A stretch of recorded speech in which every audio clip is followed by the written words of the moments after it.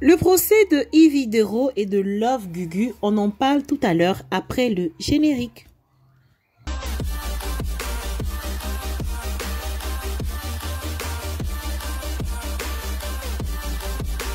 Coucou la team Chuol, j'espère que vous allez bien. Si c'est la première fois que je passe par là, je t'invite à t'abonner, d'activer la cloche de notification pour ne rien manquer des vidéos que je poste en ligne. Je suis Candy Chuol et bienvenue sur ma chaîne. Le vendredi 20 août se tenait le procès de Love Gugu contre Yvi Dero qui l'accusait d'avoir diffamé sur sa personne. Dans un direct, c'est-à-dire l'année dernière, Love Gugu était sortie dans une vidéo en disant qu'elle avait eu des relations avec Yvi Dero. Mais tenez-vous bien, comment est-ce que tout cela est parti? Installez-vous confortablement, je vais tout vous expliquer dans les moindres détails pour que vous puissiez mieux connaître les dessous de cette affaire. Le blogueur Yaka Yaka était en clash avec la dénommée Love Gugu. Vous allez me dire, mais qu'est-ce qu'il vient chercher là-dedans? Je vous dis qu'il a été l'élément déclencheur de cette histoire. Selon certaines personnes, c'est celui-là même qui a alimenté l'affaire. Et quand on est en clash, tous les coups sont permis. Dans un direct, Yaka Yaka a mentionné que Yvi Dero se serait confié à lui en lui disant que Love Gugu a essayé de la vie. Je ne vais pas dire le mot pour ne pas que YouTube censure la vidéo. Parce que dans le temps, Love Gugu et Yvi Dero étaient des amis.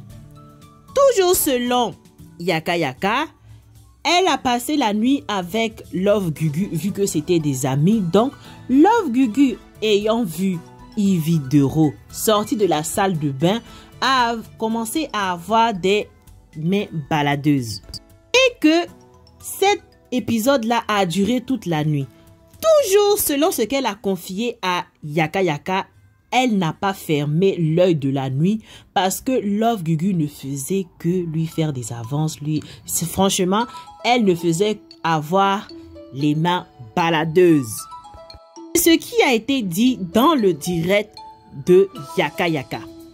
Quand on t'accuse d'avoir mangé le haricot sans la permission, c'est normal que tu viennes te défendre. Dans un direct, Love Gugu a donné une autre version de ce qui s'était passé. Elle a dit, et je cite, que non, que elle et Yvi Dero étaient sortis ensemble cette nuit-là. Elles sont sorties ensemble cette nuit-là. Que elle, Love Gugu, a lapé, et je pèse mes mots, Yvi Dero de 6h à 21h. Il faut savoir que cette histoire-là a fait un grand boom sur les réseaux sociaux. Quand une histoire pareille arrive comme ça sur Internet, on en parle et on en parlera. Et chacun vient agrémenter, alimenter à sa sauce. Après la bombe que Love Gugu a lâchée, s'en est suivi de plusieurs vidéos de dénigrement, de moquerie à l'encontre de Yvi Dero. Après que tout ceci soit passé, Yaka Yaka quant à lui a décidé de faire une caravane de paix sur les réseaux sociaux entre les blogueurs. Pour ce fait, il a créé une chaîne qu'on appelle « Je reconnais mon tort ». Et dans ce truc-là, il a invité Love Gugu. Love Gugu, quant à elle, a demandé pardon à Yvi Dero, bien sûr, pour ce qu'elle avait dit sur la toile qui avait entaché la réputation de Yvi Dero. Mais dans ce direct, le général Makosso a intervenu pour demander est-ce que ce que Love Gugu avait dit était la vérité. Love Gugu a dit, en fait, elle n'a pas répondu. Elle n'a pas dit si c'était faux ou si c'était vrai. Mais elle a demandé pardon à Yvi Dero de l'avoir en quelque sorte vilipendé sur les réseaux sociaux. Après cet épisode, on avait pensé que la hache de guerre était enterrée, que Love Gugu avait reconnu son tort, qui avait demandé pardon à Yvi Dero et consorts. Elle a annoncé son arrivée sur Abidjan avec sa fille, c'est-à-dire elle partait en vacances sur Abidjan avec sa fille. Et une fois arrivée en Côte d'Ivoire, elle a été conduite à la Maca. Une fois arrivée à Abidjan, c'est-à-dire Love Gugu et sa fille, elle se fait arrêter. Elle se fait arrêter une première fois par 2 agents où elle a été conduite. Je ne sais pas si c'est la PJ qui l'a arrêtée ou un truc comme ça pour la faire entendre dans l'histoire de 6h à 20h du matin. Après, elle a été relâchée parce que déjà, il y avait déjà grand bruit sur la toile comme quoi Yvie aurait arrêté Love Gugu pour cette histoire de diffamation. Bon, bref, elle a été relâchée pour la première fois. Et la deuxième fois encore, elle est retournée et cette fois-ci, il y a eu le procès. S'en est suivi tout ce remue-ménage que nous avons vu sur les réseaux sociaux. Mais selon certaines sources, comment est-ce que Yvie a su que Gugu serait à Abidjan? C'est vrai qu'elle a dit qu'elle devait être sur Abidjan, mais elle n'a pas précisé de date. Pour revenir à l'histoire, Yvie Dero a porté plainte pour diffamation contre Love Gugu. Et le jour du procès, elle est arrivée avec 2 gardes de corps et 4 avocats. C'est vrai qu'avant que le procès, bon, ça n'aille jusqu'au procès et tout, certaines personnes, certains vidéomans ont essayé de demander pardon à Yvie de ne pas aller au procès. D'autres ont dit faudrait pas que Yvie se laisse faire comme ça va servir de leçon à d'autres blogueurs. Mais personnellement, pour ma part, je ne voyais pas l'utilité d'aller jusqu'au procès, au fait, parce que quand on est quelqu'un de célèbre, il y a certaines choses qu'il faut s'abstenir de faire. Ce n'est pas quand tu vas aller au procès que ton image sera lavée, parce que quoi que tu vas faire, ça ne va pas changer l'opinion des gens sur ta personne. Parce que quand on est un personnage public, ce n'est pas partout qu'il faut répondre, au fait. Parce qu'il y a plusieurs stars. Hein. Il y a les Kim Kardashian qui se font vilipender du matin au soir par des blogueurs, par des youtubeurs, mais qui ne portent pas plainte. On porte plainte quand il s'agit, quand quelqu'un veut atteindre à ta vie, mais pas pour des futilités comme ça. Ces genres de trucs-là, même ça entache encore plus ton image quand tu donnes du crédit à ça. Puis cette histoire-là même, on avait oublié, c'est quelque chose qui s'était passé depuis l'année dernière.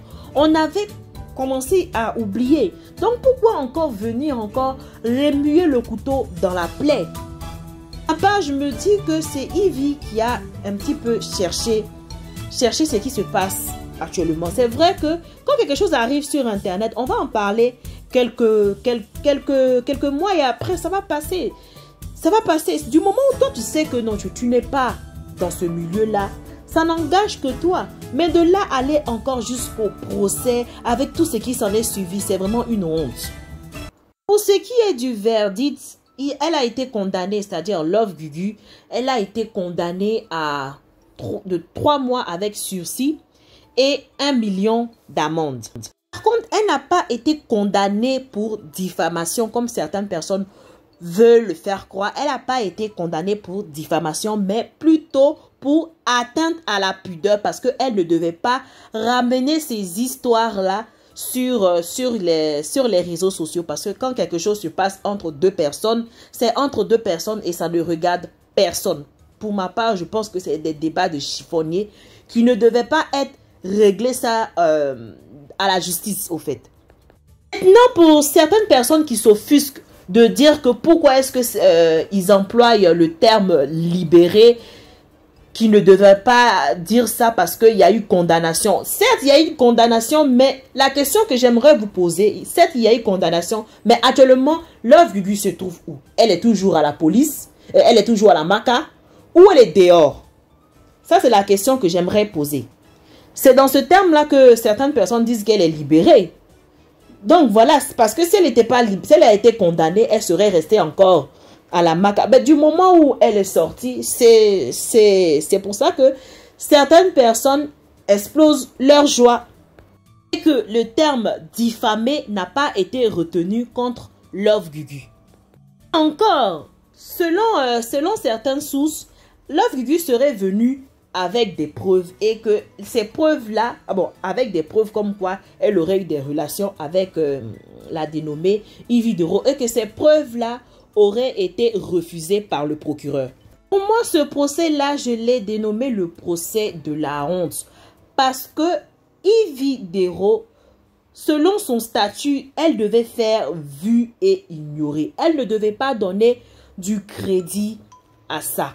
Parce que certains blogueurs qui venaient là, style de faire genre pour dire on va demander pardon, c'est ceux-là même qui mettaient le feu en bas pour pousser Yvi Dero à maintenir sa plainte. Je pense qu'à travers cet épisode-là, elle saura avec qui s'allier d'amitié.